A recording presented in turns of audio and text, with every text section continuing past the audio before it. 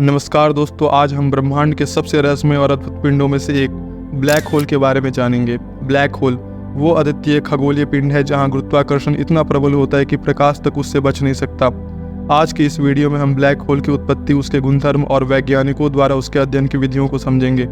तो चलिए इस अनंत ब्रह्मांड की गहराइयों में डूबकर ब्लैक होल के रहस्यों को उजागर करते हैं। तो बने रहिए मिस्ट्री टीवी हिंदी के साथ। ब्लैक होल अत्यधिक घनत्व तथा द्रव्यमान वाले ऐसे पिंड होते हैं जो आकार में बहुत छोटे होते हैं। इसके अंदर गुरुत्वाकर्षण इतना प्रबल होता है कि उसके चंगुल से प्रकाश की किरणों का निकलना भी असंभव होता है, क्योंकि यह प्रकाश की किरणों को अवशोषित कर लेता है, इसलिए यह अदृश्य बना रहता है। ब्लैक होल के संबंध में सबसे पहले 1783 में कैम्ब्रिज विश्वविद्यालय के प्रोफेसर जॉन मिशेल ने अपने विचार रखे। मिशेल के बाद वर्ष 1796 में फ्रांसीसी वैज्ञानिक पियर साइमन लॉप्सस ने अपनी पुस्तक the system of the world में ब्लैक होल के बारे में विस्तार से चर्चा की। ब्लैक होल के निर्माण किस प्रकार से होता है, यह जानने के लिए तारे के विकास क्रम को समझना जरूरी है। दरअसल तारे का विकास आकाशगंगा यानी गैलेक्सी में उपस्थित धूल एवं गैसों के एक अत्यंत विशाल गैस क्लाउड से आरंभ होता है, जिसे नेबुला कहते हैं। नेबुला के अंदर हाइड्रोजन की मात्रा सर्वाधिक होती है और 23 से 28% हीलियम तथा अल्प मात्रा में कुछ भारी तत्व होते हैं। जब गैस और धूलों से भरे हुए गैस क्लाउड के घनत्व में वृद्धि होती है, उस समय मेघ अपने ही गुरुत्व के कारण संकुचित यानी श्रिंक होने लगता है। मेघ में संकुचन के साथ साथ उसके केंद्र भाग के ताप एवं दाब में भी वृद्धि हो जाती है। अंततः ताप और दाब इतना अधिक हो जाता है कि हाइड्रोजन के नाभिक आपस में टकराने लगते हैं और हीलियम के नाभिक का निर्माण करने लगते हैं। ऐसे में तारों के अंदर ताप नाभिकीय संलयन थर्मोन्यूक्लियर फ्यूजन आरंभ हो जाता है। तारों के अंदर यह अभिक्रिया एक नियंत्रित हाइड्रोजन बम विस्फोट के समान होती है। इस प्रक्रम में प्रकाश तथा ऊष्मा के रूप में ऊर्जा उत्पन्न होती है। इस प्रकार वह मेघ ऊष्मा व प्रकाश से चमकता हुआ तारा बन जाता है। ताप नाभिकीय संलयन से निकली प्रचंड ऊष्मा से ही तारों का गुरुत्वाकर्षण संतुलन में रहता है, जिससे तारा अधिक समय तक स्थायी बना रहता है। अंततः जब तारे के भीतर मौजूद हाइड्रोजन तथा अन्य नाभिकीय ईंधन खत्म हो जाता है, तो वह अपने गुरुत्वाकर्षण को संतुलित करने के लिए पर्याप्त ऊष्मा नहीं प्राप्त कर पाता है। ऐसे में तारा ठंडा होने लगता है।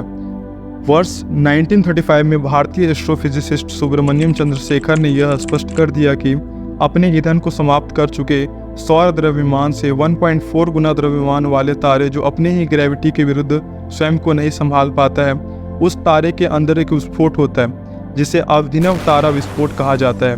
विस्फोट के बाद यदि उसका अवशेष बचता है, तो वह अत्यधिक घनत्व युक्त न्यूट्रॉन स्टार बन जाता है।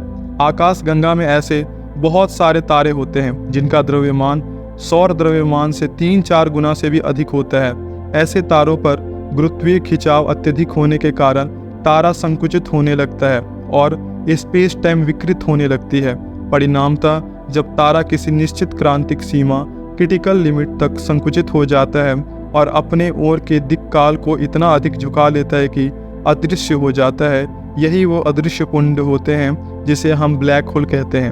अमेरिकी फिजिसिस्ट जॉन व्हीलर ने 1967 में पहली बार इन पिंडों के लिए ब्लैक होल शब्द का उपयोग किया था। यदि पृथ्वी के पदार्थों का घनत्व लाखों करोड़ों गुना अधिक हो जाए तथा इसके आकार को संकुचित करके 1.5 सेंटीमीटर छोटी कर दिया जाए, तो ऐसी अवस्था में प्रबल ग्रेविटेशनल फोर्स के कारण पृथ्वी भी प्रकाश किरणों को उत्सर्जित नहीं कर सकेगी और यह एक ब्लैक होल बन जाएगी। किसी भी ब्लैक होल में द्रव्यमान की तुलना में घनत्व अत्यधिक महत्वपूर्ण होता है। यदि सूर्य को संकुचित करके इसकी 7 लाख किलोमीटर की रेडियस को 3 किलोमीटर में परिवर्तित कर दिया जाए, तो इसकी परिणति ब्लैक होल के रूप में होगी।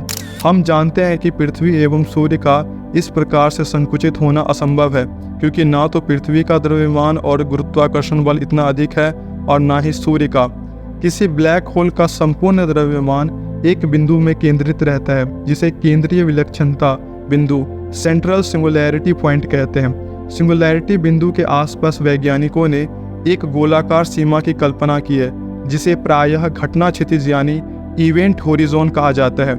इवेंट होरिजोन से परे प्रकाश सहित समस्त पदार्थ सिंगुलैरिटी बिंदु की दिशा में आकर्षित होकर खींचे चले जाते हैं, परंतु इवेंट होरिजोन से होकर कोई भी वस्तु बाहर नहीं आ सकती। अल्बर्ट आइंस्टाइन के विशेष सापेक्षता सिद्धांत थ्योरी ऑफ स्पेशल रिलेटिविटी के अनुसार एक निश्चित दूरी पर स्थित एक प्रेक्षक यानी ऑब्जर्वर के लिए ब्लैक होल के निकट स्थित घड़ियां अत्यंत मंद गति से चलेगी।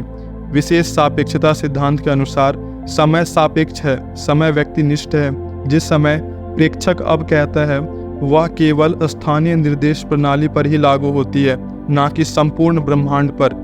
इस प्रभाव को समय विस्तारण टाइम डिलेशन कहते हैं। ब्लैक होल के गुरुत्वाकर्षण के कारण उससे दूर स्थित कोई भी ऑब्जर्वर यह देखेगा कि ब्लैक होल के अंदर गिरने वाली कोई भी वस्तु उसके घटना क्षितिज के निकट बहुत कम गति से नीचे गिर रही है। उस तक पहुंचने में अनंत काल अवधि लगती हुई प्रतीत होती है। उस समय उस वस्तु की समस्त गतिविधियां अत्यंत धीमी होने लगेगी। ये देखिए, 2019 में ब्लैक होल की पहली फ़ोटो ली गई थी। ब्लैक होल कुछ ऐसा दिखाई देता है। अगर हमारी वीडियो आपको पसंद आई हो तो हमारे चैनल को लाइक करें, शेयर करें एंड सब्सक्राइब करें। धन्यवाद।